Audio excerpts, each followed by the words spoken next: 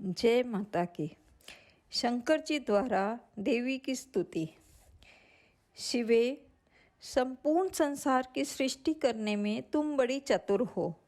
माता, पृथ्वी, जल, पवन, आकाश, अग्नि, ज्ञानेंद्रिय, कर्मेंद्रिय, बुद्धि, मन और अहंकार, ये सब तुम ही हो। इस चराचर जगत को तुम ही बनाती हो। इसके बाद वो ब्रह्मा, विष्णु और शंकर तीनों सदा इसे सजाने में व्यस्त रहते हैं। माता, यदि कहा जाए कि पृथ्वी, अप, तेज, वायु और आकाश, इन 5 सगुण तत्वों से जगत स्वयं उत्पन्न हो सकता है, तो ये 5 तत्व भी तुम्हारी ही कला है। तुमसे पृथक इन तत्वों की अभिव्यक्ति ही कैसे हो सकती है। माता, ब्रह्मा, विष्णु और महेश का रूप धारण करके तुम ही जगत की रचना करती हो। अतः संपूर्ण चराचर जगत तुम्हारा ही रूप है। तुम भांति भांति के स्वांग बनाकर कौतूहलवश अपनी इच्छा के अनुसार क्रीड़ा करती और शांत भी हो जाती हो। इस संसार की सृष्टि, स्थिति और संहार में तुम्हारे गुण सदा समर्थ हैं।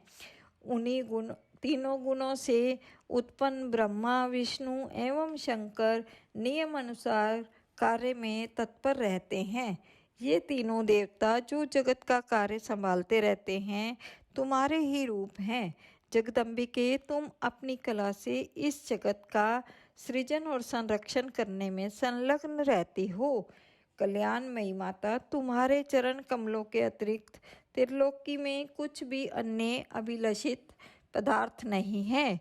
भूमंडल पर कौन ऐसा है जो तुम्हारे चरण कमलों की उपासना छोड़कर अकंटक राज्य चाहे।